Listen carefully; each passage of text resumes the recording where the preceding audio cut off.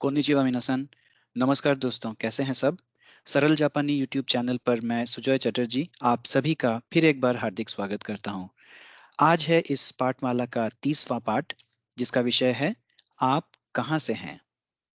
इस पाठ के माध्यम से हम जानेंगे कि जापानी भाषा में किसी से उनका स्थान, उनका देश और नागरिकता कैसे पूछा जा सकता है और इन प्रश्नों के जवाब कैसे दिए जाएंगे।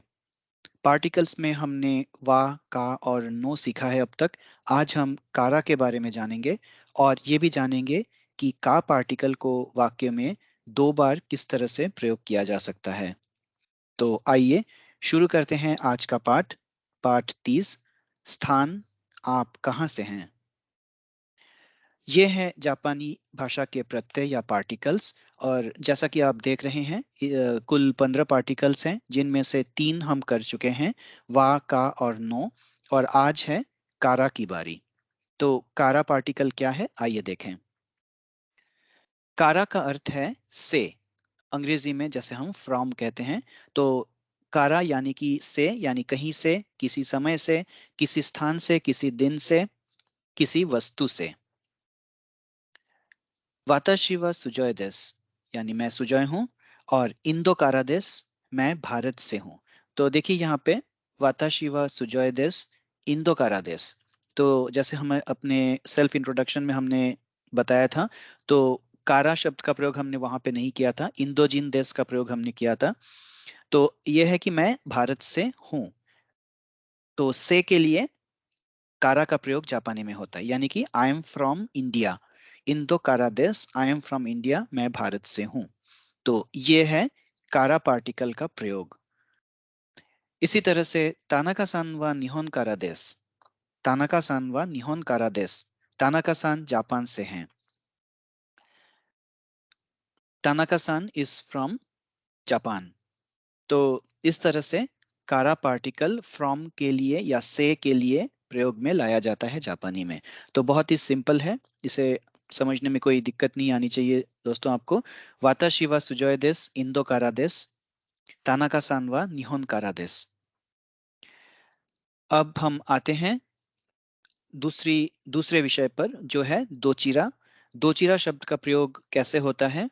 दोचिरा एक प्रश्नवाचक शब्द है या एक प्रश्नवाचक क्रिया विशेषण है, जिसका प्रयोग मुख्यतः स्थान पूछने के लिए किया जाता है। इसका प्रयोग किसी से उनका देश पूछने के लिए भी किया जाता है। दोचिरा का एक अन्य प्रयोग भी है, जो हम आगे चलकर अपने इस पाठमाला में शामिल करेंगे। दोको भी एक शब्द है, जिसका प्रयोग कहाँ श्रेणी के प्रश्न पूछने के लिए किया जाता है, लेकिन ये अनौपचारिक है और इसका प्रयोग करीबी लोगों के साथ वार्तालाप में ही किया जा सकता है। इसलिए सामान्य औपचारिक संचार में दोचिरा शब्द का प्रयोग किया जाना चाहिए। तो दोको और दोचिरा, इनमें दोचिरा शब्द का प्रयोग फॉर्मल कम्युनिकेशन में किया जाता है। तो दोस्तों, इस तरह से हमने 2 शब्द अभी जाने, कारा यानी कि से, फ्रॉम, और दोचिरा यानी कि कहाँ, यानी कि व्हेयर। जैसे अंग्रेजी में हम कहते हैं व्हेयर आर यू फ्रॉम, तो वही है दोचिरा, यानी कि कहाँ से, कहाँ। तो अब हम देखेंगे कि दोचिरा और कारा को मिलाकर किस तरह से हम किसी से उनका स्थान पूछ सकते हैं। दोचिरा कारा यानी कि कहाँ से। आप कहाँ से हैं, तो जापानी में ये हम ऐसे पूछेंगे, दोचिरा कारा देsu का। दोचिरा कारा देsu का। तो दोचिरा मतलब कहाँ, और कारा मतलब से, कहाँ से। आप कहाँ से हैं, दोचिरा कारा देsu का। तो इस प्रश्न का जवाब क्या होगा। मैं जापान से हूँ। वाताशी वा निहोन कारा देsu। वाताशी वा निहोन कारा देsu। या फिर जैसे कि हमने बताया पहले भी कि वाताशी वा बार बार कहने की जरूरत नहीं है, केवल निहोन कारा देsu भी हम कह सकते हैं। दोचिरा कारा देsu का, निहोन कारा देsu। अब हम देखेंगे कि बिना कारा लगाए सिर्फ दोचिरा के प्रयोग से हम किस तरह से यही सवाल एक दूसरे तरीके से पूछ सकते हैं कि आप कहाँ से हैं।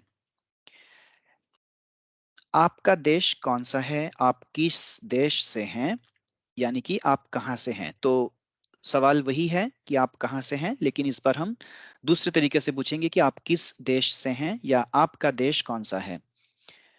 ओकुनी व दोचिरा देश का, ओकुनी व दोचिरा देश का, ओकुनी। तो यहाँ पे कुनी शब्द जो है ये है देश। देश को जापानी में कुनी कहते हैं। और ओ, जैसा कि हमने पहले भी बताया है कि ये एक सम्मान सूचक है। जैसे ऑनरिफिक प्रीफिक्स या ऑनरिफिक हम कहते हैं, ओ, गो, इस तरह के ऑनरिफिक प्रीफिक्सेस लगते हैं जब आप जिससे बात कर रहे हैं, अगर उनका नाम आपको नहीं पता और उनको आप संबोधित करके कोई प्रश्न पूछ रहे हैं, तो ओ लगाना बहुत जरूरी है।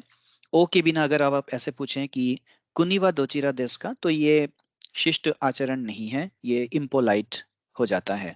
तो इसलिए ओ लगाया जाता है। जैसे किसी से आप नाम पूछ रहे हैं तो ओनामाए वा नान देस का, यानी कि व्हाट इज योर नेम, आपका नाम क्या है, आपका शुभ नाम क्या है। तो शुभ नाम जैसे शुभ शब्द हम लगाते हैं हिंदी में, वैसे ही ओ शब्द ऑनरिफिक के तौर पे लगाया जाता है। ओकुनी व दोचिरा देश का, यानी कि आपका देश कौन सा है।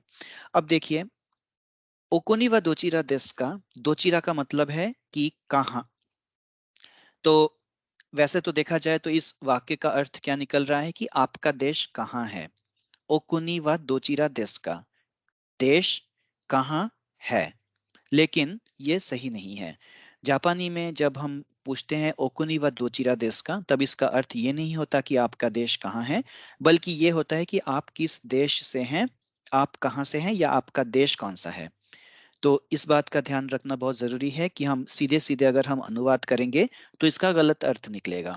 तो दो भाषाओं में भले ही समानता हो, लेकिन कुछ अ, असमानताएं भी होती है, अंतर भी होते हैं। तो हम हर चीज को सीधे सीधे ट्रांसलेट या अनुवाद नहीं कर सकते। तो ये वैसा ही एक उदाहरण है, ओकोनी व दोचिरा देश का, यानी कि आप कहाँ से हैं, आप किस देश से हैं, आपका देश क्या है, कौन सा है। जवाब में फिर से वही, मैं जापान से हूँ, वाताशी वा निहोन कारा देस। और ऐसे भी आप लिख सकते हैं, कह सकते हैं कि मेरा देश जापान है। तो आप ये कैसे लिखेंगे, ये अब आपको आ जाना चाहिए, क्योंकि पिछले पार्ट में भी हमने पढ़ा है कि मेरा यानी कि जो पोजेशन या बिलोंगिंग शो करता है, तो उसके लिए नो पार्टिकल का प्रयोग होता है। तो वाताशिनो हो जाएगा मेरा के लिए। तो वाताशिनो मेरा देश, देश के लिए होगा कुनी। तो वाताशिनो कुनी वा निहोन देस, मेरा देश जापान है। वाताशिनो कुनी वा निहोन देस। इस तरह से भी आप इस प्रश्न का जवाब दे सकते हैं कि मेरा देश जापान है, या फिर मैं जापान से हूँ, निहोन कारा देस। अब एक तीसरा तरीका, जिसमें ना तो दोचिरा का प्रयोग किया जाएगा ना ही कारा का प्रयोग किया जाएगा, फिर भी हम किसी से उनकी नेशनलिटी, उनकी नागरिकता पूछेंगे। तो ये उस समय संभव है जब हम सामने वाले का नाम हमें जब पता हो। तानाका सान वा निहोन जिन देस का, जैसे आप सीधे सीधे किसी से ये पूछ रहे हैं यस और नो में कि क्या आप फलाना देश के नागरिक हैं। तो इस तरह से, तानाका सान वा निहोन जिन देस का, तानाका सान क्या आप जापानी हैं। जी हाँ, मैं जापानी हूँ। हाय, वाताशी वा निहोन जिन देस। तो ये जवाब में तानाका सान कह रहे हैं कि हाय, वाताशी वा निहोन जिन देस, यानी कि जी हाँ, मैं जापानी हूँ। और इसको अलग तरीके से भी कहा जा सकता है, वाताशिवा कहने की जरूरत नहीं है।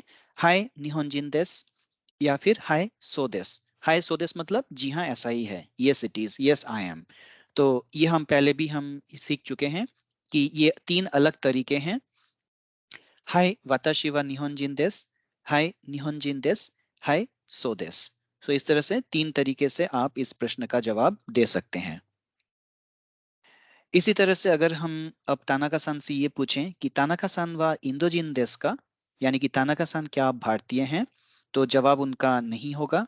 जी नहीं, मैं भारतीय नहीं हूँ। ये वाताशी वा इंदोजिन देवा अरिमासेन। तो ये भी हमने सीखा है पहले कि देस का जो नेगेटिव है, जो नकारात्मक रूप है, वो है देवा अरिमासेन। तो ये मतलब नहीं, वाताशी वा इंदोजिन देवा अरिमासेन, मैं भारतीय नहीं हूं। और इसे भी उसी तरह से तीन चार तरीकों से कहा जा सकता है। इए वाताशी वा इंदोजिन देवा आरिमासेन, इए इंदोजिन देवा आरिमासेन, या फिर इए देवा आरिमासेन, या फिर इए सो देवा आरिमासेन। इस तरह से आप इस जवाब को नेगेटिव में दे सकते हैं। आइए कुछ देशों की नागरिकता के बारे में जो शब्द हैं उनके बारे में जानें। जैसे कि जापानी को कहते हैं निहोंजिन, चीनी को कहेंगे चू गोकुजिन, कोरियाई को कहेंगे कांगोकुजिन। तो कोरिया देश को जापानी में कांगकोकु कहा जाता है, और जब इसमें जिन लगता है तो कांगकोकु कांगोकु बन जाता है, कांगोकुजिन। भारतीय इंदोजिन, अमरीकी अमेरिका जिन, अंग्रेज इग्रिस जिन। ये शब्द इंग्लिश से आया है, जापानी में इंग्लिश को इग्रिस कहेंगे, तो ये वही है।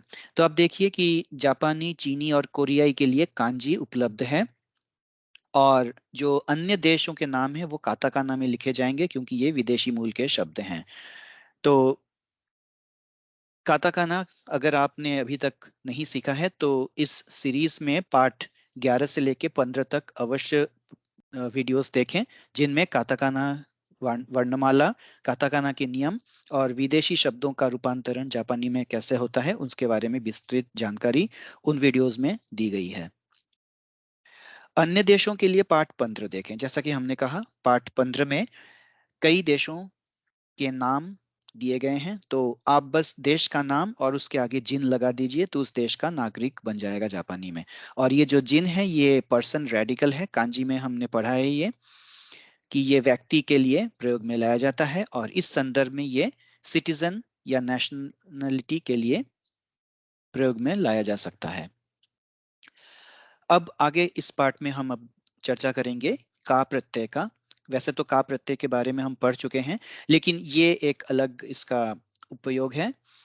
का प्रत्यय का वाक्य में 2 बार प्रयोग। तो ये क्या है? हालांकि का प्रत्यय का प्रयोग वाक्य के अंत में प्रश्न सूचक चिन्ह के तौर पर किया जाता है, यानी प्रश्न पूछने के लिए किया जाता है, इसका प्रयोग वाक्य के बीच में भी हो सकता है, और ऐसे में इसका अर्थ अथवा हो जाता है। अथवा यानी कि या, जैसे हम कहते हैं। तो ये कैसे होता है? वाक्य के बीच में आने पर का अर्थ या होता है, और वाक्य के अंत में आने पर यह प्रश्न सूचक चिन्ह होता है। इसका जो फॉर्मेट है वो इस तरह का है। वाक्य का जो स्वरूप है, ए देस का बी देस का, यानी कि ये ए है अथवा बी, ये ए है या बी है। तो किसी भी तरह से आप पूछ सकते हैं इसको। तो यानी कि दो चीजों के बीच में अगर हम पूछें कि ये है या वो है, उसके लिए 2 बार का प्रयोग होगा, जिसमें बीच वाला, वाक्य के बीच में आने वाला का अथवा या और अंग्रेजी में मीन करेगा, और जो अंतिम वाक्य के अंत में जो का होगा वो प्रश्नसूचक चिन्ह होगा। तो 3 तरह के उदाहरण हम इसमें देखेंगे कि आप ए जगह से हैं या बी जगह से। तानाका सान वा निहोंजिन देस का इंदोजिन देस का, यानी कि तानाका सान आप जापानी हैं या भारतीय हैं। मैं जापानी हूं, वाताशी वा निहोंजिन देस। इसी तरह से आप ए हैं या बी हैं, यानी कि ऑक्यूपेशन या पेशे के बारे में पूछा जा रहा है कि आप क्या हैं। तानाका सान वा गाकुसेई देsu का केंक्यूसेई देsu का। गाकुसेई यानी कि छात्र, विद्यार्थी, स्टूडेंट, और केंक्यूसेई मतलब रिसर्च स्कॉलर या रिसर्च स्टूडेंट जैसे हम कहते हैं, या शोधकर्ता। तो तानाका सान से ये पूछा जा रहा है कि वे छात्र हैं या रिसर्चर हैं। तानाका सान वा गाकुसेई देsu का केंक्यूसेई देsu का। और तानाका सान जवाब दे रहे हैं कि मैं विद्यार्थी हूँ, वाताशी वा गाकुसेई देsu। वाताशी वा गाकुसेई देsu, या सिंपली गाकुसेई देsu। तो इस तरह से 2 ऑप्शंस के साथ जब हम क्वेश्चंस पूछते हैं तो इसमें 2 बार का लगता है। वैसे ही है, ये ए है या बी, तो किसी वस्तु के बारे में ये पूछा जा रहा है। जैसे चाय के लिए कोचा देस का, क्या ये चाय है? कोही देस का, क्या ये कॉफी है? अब दोनों को मिलाकर अगर हम पूछें, कोचा देस का कोही देस का, यानी कि ये चाय है या कॉफी।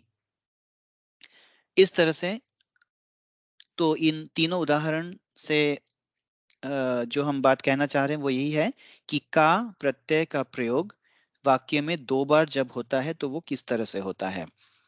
पहली बार या वाक्य के बीच में का प्रयोग होता है और या अथवा मीन करने के लिए, या मीन करने के लिए। और यानी कि अंग्रेजी का और, ये हिंदी का और नहीं है। अथवा या यानी, अ, अथवा या मीन करने के लिए यूज होता है हिंदी में, और अंग्रेजी में जिसे हम और कहते हैं, ओ आर, और जो अंतिम का है ये प्रश्न सूचक चिन्ह है, क्वेश्चन मार्क, यानी कि कोई क्वेश्चन पूछा जा रहा है। तो इस तरह से का प्रत्यय का प्रयोग एकाधिक बार एक वाक्य में हो सकता है। तो दोस्तों, यहाँ पर आकर पूरा होता है पाठ 30, और इसी के साथ प्लेलिस्ट 3 भी पूरी हो रही है। पहले प्लेलिस्ट में हमने जापानी भाषा का सामान्य परिचय व भूमिका, हिरागाना वर्णमाला और संख्या व गिनती सीखी थी। दूसरे प्लेलिस्ट में काताकाना वर्णमाला, काताकाना के नियम और काताकाना में विदेशी शब्दों का निर्माण तथा कक्षा 1 की कांजी की विस्तृत चर्चा की गई थी। और इस तीसरे प्लेलिस्ट में हमने जापानी के बेसिक कन्वर्सेशन संबंधी पाठों की शुरुआत की है, जो अगले प्लेलिस्ट्स में भी जारी रहेंगी। तो अगले पाठ में और एक नए प्लेलिस्ट के साथ, यानी चौथे प्लेलिस्ट में आपसे फिर मुलाकात होगी। तब तक के लिए सुजॉय चटर्जी को अनुमति दीजिए। नमस्कार। आरिगातो गोजाइमास। माता आइमाशो।